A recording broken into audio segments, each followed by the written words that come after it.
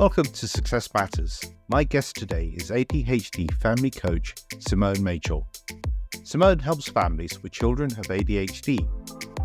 Children with ADHD often face challenges in their childhood and teenage years, and it's crucial to provide them with understanding and support. In a shocking statistic, Simone shares with us that children with ADHD are likely to suffer 20,000 more negative corrections than a child without.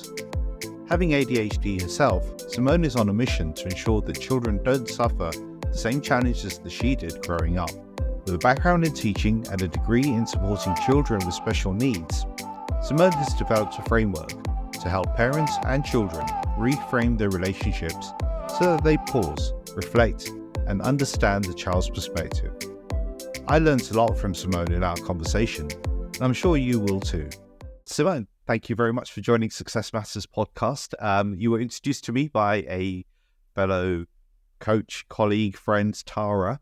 I suppose let's begin with what you do. What do you do? What do you do today? What's your role and what do you do? Yeah, right. Thank you. Thank you for having me on. It's lovely. What I do now, I am an ADHD coach for families. So I work in my business with families who might be struggling with the ADHD behaviour side with their children. And I help them to put systems and strategies in place and to really focus on emotional regulation for them and their child. And we move them sort of through the framework and they come to an end result, but it's ongoing forever. So I say if they get to this end result where they're in a different place to where they started, it's usually feeling a bit easier is the words that I get, a bit more settled and a bit more connected, but then they can carry on with that after the program's finished as well. Right. Okay. So I hadn't really heard of or known about ADHD coaches. How did you come to be in this role, and what's your background to it? Yeah. Well, I think for a while I didn't call myself an ADHD coach. I was a coach who worked with children from my background. So I'll start at the beginning, actually, so it makes more sense. Sure. So I've always worked with children. Like I've always had this passion for being around children, but more in the education system. So I was a teacher. Before I was a teacher, I worked one-to-one as an SEN support, which is special educational needs, which is what they call it in school. So I'm working directly with children with ADHD and autism, but need a bit of additional support or need some adjustments put in place. And then I went into teaching full-time, which I loved, and I still do love teaching. But I found that because my passion was working with these children that needed the additional support, as a teacher, I was more pulled away from that. I was more about supporting. But you've got 30-odd children in your class. You need to equally support all of them. And sometimes when your time is stretched, that they just didn't feel like the time there to support the children in the way that I wanted to. So I then decided I was going to leave the teaching side of things, although I do still teach a little bit now. But I moved away from there and I trained as a life coach to work with children. So I thought, right. Going to, because I love working with kids, let's help these children who have anxiety or they're not feeling confident. And that just sort of naturally evolved then into working, because obviously I've always wanted to work with children with additional needs. That's been my passion. And then that evolved into that work that I now do due to my personal background as well. So that was like the professional side of it. But then the personal side of it is my children, my children, I have 3 children with neurodivergences, but one of my children has an ADHD diagnosis, quite a recent diagnosis, but we've always known from them being very young that they had ADHD, but we didn't seek for diagnosis just until she needed it because of school. So that, I think, seeing the transformation that I went through, so I went through the struggles of not really knowing how to support her in the best way, not really putting things in place at home that I was doing with children that I was working with in school. We sort of keep it separate sometimes. To changing my approach completely. I did work on me to support my development, which then helped me to connect with my daughter. And we went through certain steps, which I now go through with all the parents that I work with.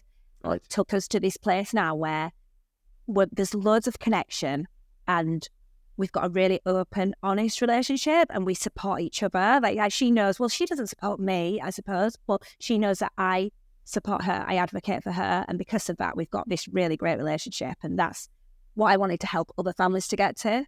Mm-hmm. So see the struggles, you see it like in the groups that I'm on with the parents not really understanding their child and not knowing how to support them in the best way. And I just know that you can put changes in place that can have an impact, and that's what I support families to do. Okay. And you said something there about not getting the diagnosis until you had to. So I suppose what were the signs that your daughter had ADHD, and so that you knew that she had that, and then did the diagnosis actually make any difference? Was there a change as a result of you knowing for sure that was there? Yeah, diagnosis is a funny one, actually. I didn't think it would make a difference, but when it came to actually get the diagnosis, you go through so many different feelings with it. It's really, I wasn't expecting to be like that, because we've always known from her being, I'd say, from a tiny baby, like when she was 10 months old, she walked, when she was just so, like, she just wanted to be everywhere. She was very, like, unaware of risk. So that can be a sign. So we'd be out, she'd always climb the highest tree, or she'd run. Like, we'd be in the car park, I'd get her out of the car, and I knew I had to keep hold of her hands. If I let go, she'd just run, and she finds it hilarious. It's just that, like, the impulsivity, the not being aware of what might happen, and like the dangers around you. And she's always been like that. It's just, and always just full of life and personality and talking consistently. So yeah, all of that. And then school noticed, it was sort of brought to our attention at school that she needed movement breaks, and that they were putting support in, because that tends to happen at primary school. They'll put the support in without me having to push for anything, really. They just knew that she needed that. And then when she was just getting to the end of primary school, it was actually one of the teachers who said about possibly getting a diagnosis so that the support will continue in high school, because it can be harder to get that support without it. Right. Which is when we went on the wait list for the diagnosis, but we were on there for over 2 years. And oh, wow. Yeah, there's a real issue at the minute with waiting times for assessments for, like, ADHD, autism, all of those. Real problem in the NHS system with that. So we waited, and then I heard about right to choose, like the NHS right to choose, and we went down that route, which we had a diagnosis within 2 months, I think, from going down that route. Right. And I think because it was quick, I just went through all the emotions very quickly. So I was really keen to get the diagnosis so that I knew that she would get the support that she needed. Mm-hmm. But then when it came to after we'd had the assessment and the period in between, that was like a really worrying time, because we had adjustments in place at high school, because I'd made sure there were adjustments in place. Right. And I just felt like if they come back now and say, there's actually she's absolutely fine, like there's nothing, she's not got ADHD. Actually, it's just your parenting. Yeah, it's you. Yeah, basically, you go for all these fears that actually it just brings everything to the surface. And so yeah, I went through all that stage as a worry, and then when we actually sat down and got the diagnosis, it was relief, I suppose, that oh yeah, I've not been making this up. Like, it's not all in my head. Other people can see it. And just, I was happy that she would understand herself growing up and know why she did things in a certain way, or why she might struggle with things that other people don't struggle with, and where her strengths are, so we can really focus on those. Right. Like she wasn't as bothered as me. They sort of take it in their stride. It's like, oh yeah, yes. off they go again. But I think it'll just keep popping up as she gets older, and we can keep talking about it and sharing. Right. Okay. So, in terms of once you had that diagnosis, was there additional support provided to you, or was it that what support was there already was sufficient to help with regards to raising your daughter? And a secondary question to that is, out of the support that was provided, did that then feed into the work you do now? Was that part of the way you've created your framework or your model? Yeah, no. To be honest, like the diagnosis is so recent that actually there's not been any additional support, because we'd already got a lot of that support in place. But the support is not very much. So school adjustments, are there, but a lot of the time you feel like you're fighting for those adjustments to be in place, especially when it comes to ADHD, because a lot of the education system look at it as behaviour. So behaviour that needs to go down the sanctioning route. Right. And with the policy. So the adjustments that were there in school, they're adequate, but you have to keep, like, I feel like I'm constantly fighting to make sure there's not detentions, there's not isolations, there's not suspensions, and that they're aware of needs. I think when you get to high school and it's different teachers, so they might see 6 teachers a day, and those teachers, if they've got 6 classes of 30 children every day, they're not really aware of the kids that they're teaching and what their needs might be, and that's when the situations have arisen from that. So no, that didn't really inform my framework. We actually got the diagnosis. I was already working as with families, so I've gone through that at the same time. So I think what I've put into my framework is actually the work I did on myself to have the confidence to bring in all my background knowledge and skills, and like my degree was based on supporting children with additional needs. So that's my background, and I've put all of that into it, and then just seeing what worked for our family, what steps we needed to take so that we could get to that place where there's a lot more calm and ease, and that's where it came from. Okay, and so your framework is called the PROUD framework. PROUD framework, yeah. What does PROUD stand for, and what are the steps in that? Yeah, so the PROUD, well, it's just a bit of a play on the words. And actually, I knew what my framework was, and then you try and fit it. Okay, yeah. Let's come up with an anagram that works. Basically.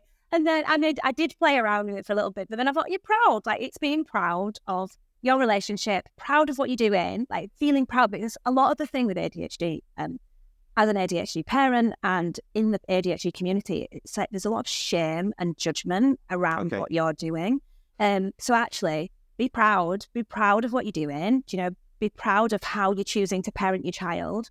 And that's where it came from. So I thought that fits so well. And actually all the steps fit into the anagram as well. So and the steps were, so for the step is perception is the first step. So it's all about that understanding. So helping the parents to understand their children or their child, to see it from their perspective, to get that empathy for what's going on, so that then we can respond in a way where we're seeing them as whole people. I think sometimes with children we have that, we need to teach them how to be, and we need to show, and sometimes we do consider that actually they might have a reaction that we don't want them to have, but they need to have reactions that we have as adults. They might get angry and say something they don't mean, and they might shout, and we do that, and we aren't punished for that. We do that, and we can say sorry, and that's fine. But with children, we're a bit like, we need to teach them that that's not the right way to behave. And actually, when you're working with children with ADHD, that's going to cause a lot of resentment, and that's going to come up with a lot of battling. So we try and get over that part, and we try to get parents to understand how their children are feeling, and then we move on to regulation, just like emotional regulation, which is a huge part of the program. And we first of all work on emotional regulation for the parents, and then emotional regulation for the children as well. And then the next bit is outlook. So that's looking at the strengths. So really focusing on the strengths, but also looking at your parenting styles. So there's different parenting styles. Authoritarian is one that a lot of parents tend to go down, which is the sort of do as I say, and I'm not explaining why, but just do it kind of route. And it doesn't work with most children, to be honest, but it definitely doesn't work with children with ADHD. So it's about changing to the most effective type of parenting, which is authoritative, and it's about working together, collaborating, and helping them to build success, looking at their strengths. And then the Unite one is about supporting school, so getting the adjustments in place, because that's huge for the regulation side of it. If they don't have the right adjustments in school, you're going to find that they'll come out of school and they'll explode at the end of the day. And so we go down that route. And then the very last step is about being able to depend on you, keeping it consistent, keeping it going after the program's finished. I like the way you've put that together, actually. Just picking up on a couple of those. So perception-wise, are you asking parents to look at the world through their children's eyes? Is that the sort of perception change you're looking for, or is it something else? Possibly. I think take a balanced view, so to see it from their point of view, but also their own, so to understand their own point of view, see how their child might be experiencing things. So such as corrections, like children with ADHD. And the fact is that they've received 20,000 more negative corrections than a neurotypical child by the age of 10. And that's from peers, from friends, from siblings, from adults around them. So to just sort of I try and put, there's a little activity in it where there's a video and it's just showing their child's day, like how the day might be to their child, just from them getting up in the morning to not being able to find the uniform, to forgetting something for school, not getting to school on time, then being told all the time, like, why have you forgotten this? And being sent out of the classroom for talking, just how everything can build up. And then them getting home and the parents then saying something to them as well. So it's about them, understanding. It's about them seeing it from their child's point of view. Because I think sometimes we don't get that. We don't take that on. That was one of the things that when I first did my teacher training, actually, that was, they showed us that. They tried to help us to see what a child might feel like when they're walking into our classroom. All the things that to us seem really minor could have been massive for that child. Everything that's gone wrong for them by the time they walk into the classroom is so dysregulated. And then it's about altering our behaviour. Right. To be more aware of it. And I found that was really powerful for me when I was training. So I try and put similar to that in the training, the framework for the parents. Okay. It reminds me actually of a conversation I had with another one of my guests, Steve, who was talking about, a child, by the time they come to school and into school, they may have gone through so many different steps, right? The bus was late. They had to run the gauntlet of certain bullies in the estate or whatever. There's so many things that may have happened to them before they've even stepped into school. And then they come into school with a particular kind of mindset, if you like, that. And the teacher then has a go at them for, I don't know, forgetting their pen or having the wrong shoes on or whatever it is. And that can be, really disheartening to that child who's actually gone through so much. And so I can see what you're saying, that a child with ADHD, similar sort of things, and all those steps build up to, a very negative kind of feeling at the end of that. So that's really interesting. Is that video publicly available, widely available? Yeah.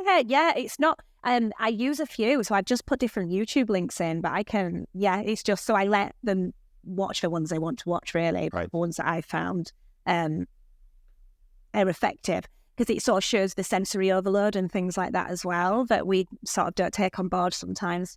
We just, they're there, they're publicly available. Okay, yeah. And then the other bit I wanted to pick up on was the authoritative parenting, because let's face it, there is no really proper manual for parenting, right? The baby's born, it's like, okay, what do I do now? And we often learn from our parents, right? And we bring our children up in the way in which we were brought up. So do sometimes parents push back on you and say, no, I can't do that. That's too kind of like, I don't know, woke is the kind of current term that people, that's too woke for me. I'm going to be an authoritative parent. They got to do as I say. Yeah, I do get that. And a lot of the time I will work with both parents together, and you might get one that wants to follow the approach for sort of lowering your expectation, letting things go, maybe not dealing with things in the moment, but coming back to it and problem solving with your child to develop those skills with them. And I've had parents say, but I just feel like we're just letting things go for an easy life. How are they going to learn? How are they going to know how to be in the world? And for me, it's like, well, you're going to model how they're going to do it. You're going to show them these skills by working together. But it's not like, do you know what? This is really funny, because I've been thinking this morning about the gentle parenting approach.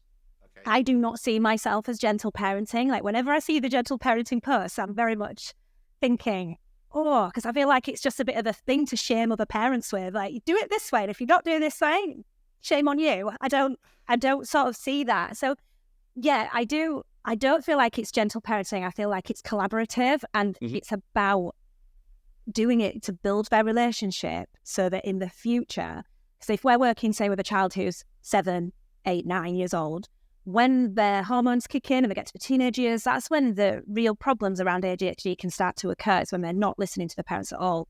Right. If you put these steps in place where it's authoritative, it's collaborative, you're working together with your child, you've got this open relationship, like I'm proof of that with my daughter, you can have a relationship where they listen to what you're saying and they take it on board. They might not always do what you want them to do, because we're not trying to control them, but they will listen to you because they know you've got their back. They know that you're advocating and you're working together and that you've done it this way for years. You know that they'll problem solve and help you get through this in the best way for both of you. Right, yeah. And typically, how long does that kind of shift in mindset, perception, outlook take in parents from when they first engage with you to, getting to a point? Because I know this is a ever evolving and ongoing thing, but kind of what sort of point is there where it's like, okay, now you're on the right path, as it were? How long does that typically take, and does it vary, I suppose, by the age of the child and how long the parenting relationship has been a particular way versus the new way? Yeah, absolutely. And it varies on the child. So the age of the child, from if they're a teenager and they've always been parented in a certain way, to then start changing it, it's sometimes harder with the older children to get the changes as quickly. They do come, and it's usually around, for most of the families, it's around halfway. So we have 8 sessions. I used to do 8 sessions, one every week, but I've changed it now. So it's 8 sessions over 4 months. And you tend to see about halfway through the program is where the changes start to come. Mm-hmm. They come to the sessions and they just say things like, "Oh, there's not really been any problems this week, and it all feels a bit easy and a bit settled." We're always like, "I don't know if it's what we've been doing or just what's going on at home, but things are getting better. There's not been as many meltdowns." And that's when and it's not that the child's behaviour has exclusively changed. It's both of them together. It's that collaboration of they've both worked on things. The parent can see things more from a child's perspective. And the child can just feel like they're more supported. And then they start to work together. The meltdowns become less intense or they become less regular, and you just keep working from there. That's when they see that's when they start to come more on board with it. So at first there might be a bit of resistance and pushback, but then when they notice, actually, these meltdowns and actually they've not had those falling outs, that's when they'll start to get more on board with, I can see actually how this is working. But you do have ups and downs through the program. You might have, because it's always, with any child, it's never going to be plain sailing. There's always going to be, things will pop up, and it's just about how you respond to that. And that's what I help with. Yeah, there's a saying, isn't there, that you have, the choice you have is the choice of how you respond to something. And so you can choose one way or another. And that's an important thing, right? And as a parent myself, right, the tendency is that kind of knee-jerk reaction to something and going with a particular way rather than pausing for the moment and saying, is that the right response or should it be a different response? Absolutely. I love that. That's one of the things I've got in as well, the pause. Pause for a moment, and that you need to pause. Before you respond to anything, there's a pause to give yourself that time to think. And that's a part of the regulation side of it as well. Do some deep breathing, and it's working on different people's regulation so that they can give themselves that break so they can respond in a way that's maybe not as natural to them. So like you say, you learn from your parents. You parent usually the same way as you've been parented. And I was quite shouty before because I grew up in a house that was quite shouty. I was shouted at. And so I was quite a shouty parent. And I'm so glad that we just don't do that anymore. I couldn't see it. I just naturally got into it. And then when I gave myself that time, and it was more, I think because I've done the NLP side of coaching, which is a lot about managing your own state. Yeah.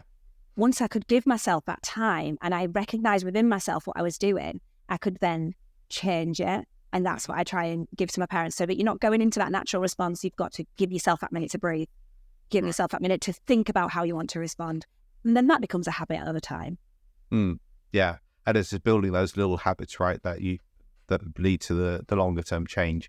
Yeah. So if a parent suspects their child has ADHD, what's the first step? Is it getting a diagnosis, or is it just coming to someone like you and saying, I think my child has ADHD, can you help me? Yeah. So I've had a few more of them recently, actually. A parent because I usually say it's from age 6, the program, because I do work with the children as well. But I have just had a parent come to me who's got a 4-year-old. Mm-hmm. Diagnosis is not usually until about age 6 for ADHD. All right. So even if you suspect it before, the doctors won't look at it. They say a lot of it is down to their age, so they can't, determine whether it is ADHD or not. Sure. So I've definitely seen that more parents are coming to me with a younger child, And I do think a lot of it is your parenting. Like, it's not, the ADHD is definitely not down to parenting, but how you respond and how you can help your child to understand themselves and their emotions will have such a lasting impact to them into the future. Emotional regulation for your child, especially a child of ADHD, it will just be life-changing for them if you can teach them these skills at an early age. And obviously, coming from the teaching background that I come from, early intervention is always the way to go. It's the most proven form of intervention. So the earlier you can intervene, the better. Like, I'd probably not be taking on, well, I would not be working directly with a 4-year-old on a Zoom because I just feel, but with the parent there, it might be that I guide them of little games that they can play and things they can do to help their child to emotionally regulate. So diagnosis is important, but I think at the minute, with how it is in this country, with people waiting between 3 and 5 years for children to get a diagnosis, then actually put things in place before you've got it. You as a parent know your child well enough, especially if you've got other children, which is what I noticed, other children, so I could compare that this parenting's a bit different. And you know your child well enough that you can put these things in place, strategies in place to help and support, and for you as well, that you can regulate. To a large extent, I think probably the parental regulation is probably more important than the child's regulation, especially at that sort of younger age, right? Because otherwise you're just setting down a path that could be a lot more challenging as the child grows versus, getting it the right to start with. So as you know, the title of this podcast series is Success Matters. And one of the kind of themes that I'm looking at really for this year is making the world a better place. So if you had a magic wand and you could sprinkle your magic dust over the world, what would success look like for you? I think it would be, and obviously this comes into my program, but the word I always think is understanding.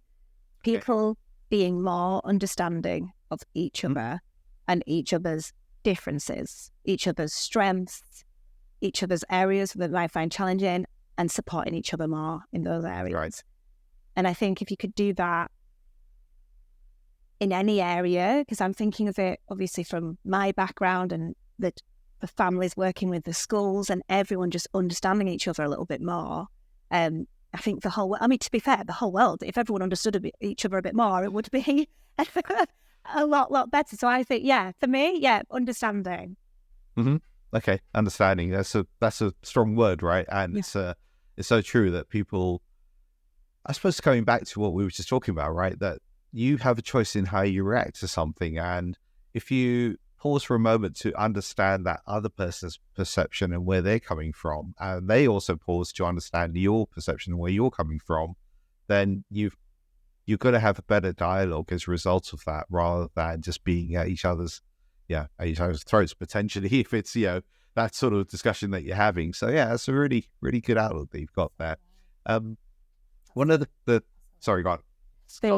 So I was just, because what you were saying, I was like, I'll have to. So because I've trained in the NLP side of things, and one of they have the little rules, presuppositions that they sort of abide by, the things that you think, and one of them is the map is not the territory. And I absolutely love that. So it's like your map of the world and their map are completely different, and neither of them is the territory, So I love that. That's what I have that in my head all the time. Like, maps, remember that.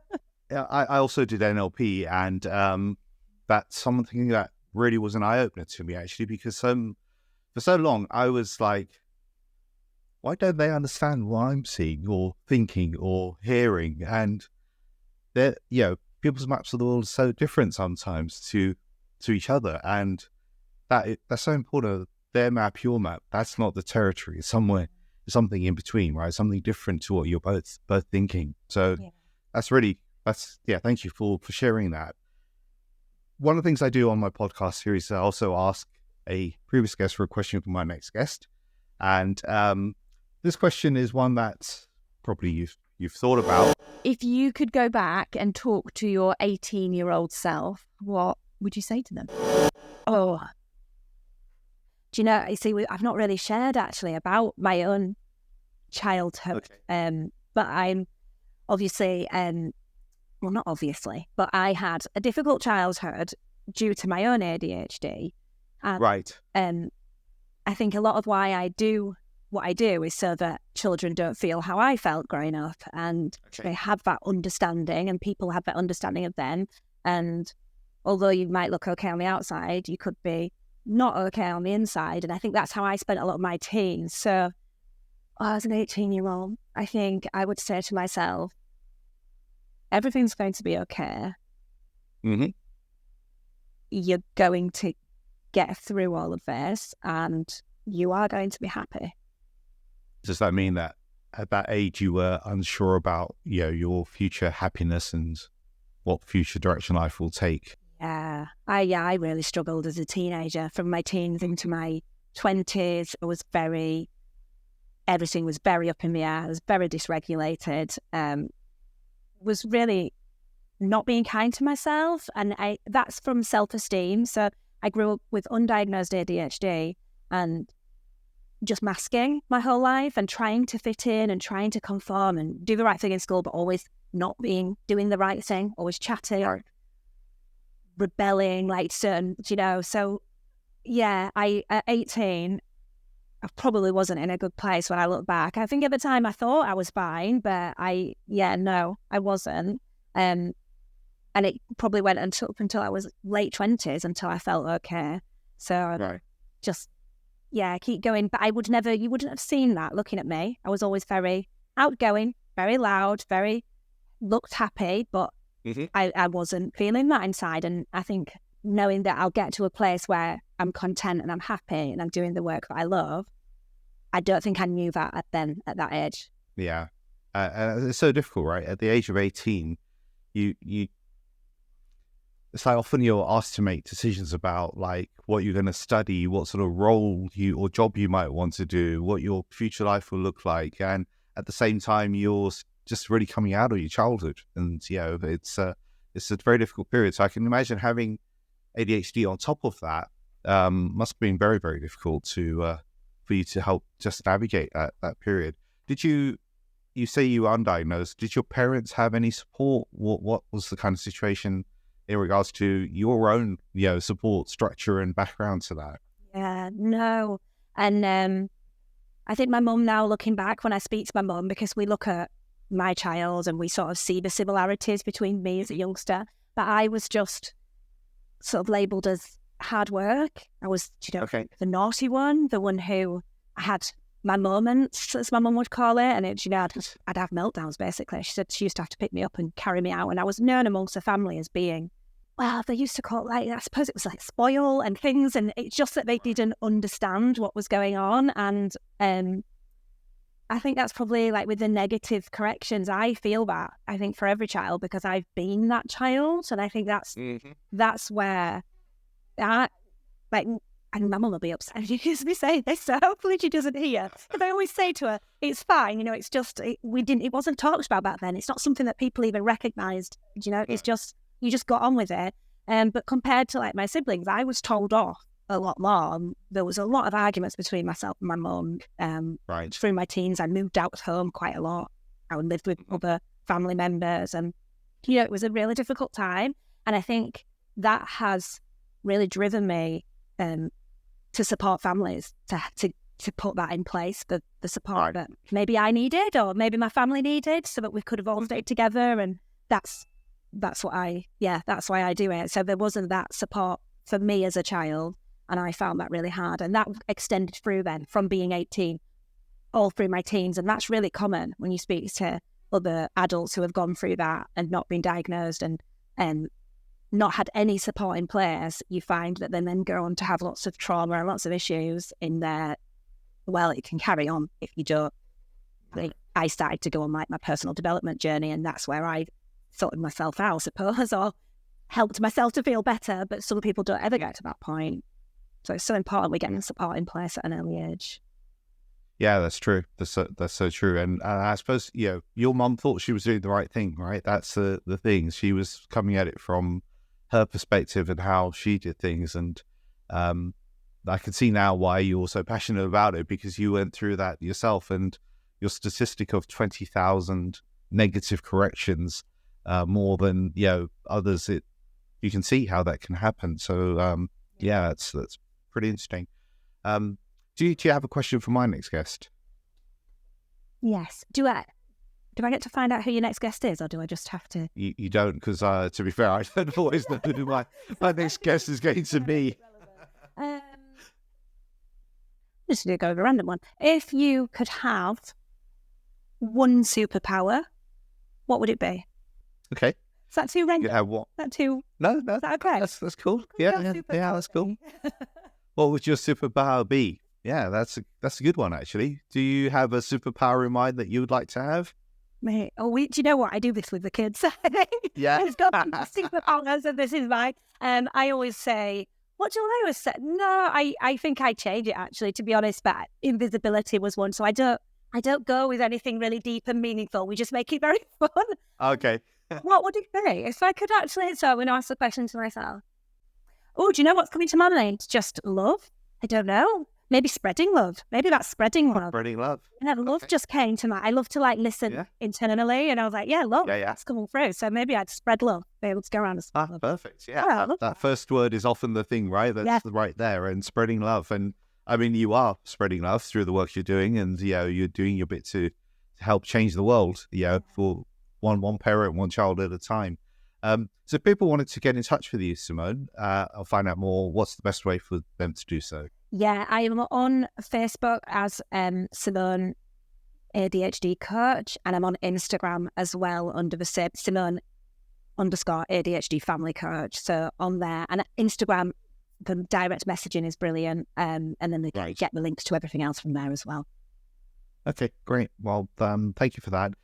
We're at the top of our time now. It's been a really great conversation. Thank you very much for sharing your story, your background as well, because I think for so many people, getting to that realization that what they do today is as a result of what they had in their childhood or past is pretty important. And you've been through the journey, you've done the self-development work, and now you're helping others. And I suppose there's nothing better than serving others and helping others through that so that other children don't go through what you did. So thank you very much once again, Simone. Yeah, no, thank you. Yeah, that's exactly why I do it. So that's lovely that you put that into words for me. Thank you. If you'd like to find out more about how you can find your success, contact me at info@successmatterscoaching.com. That's info@successmatterscoaching.com.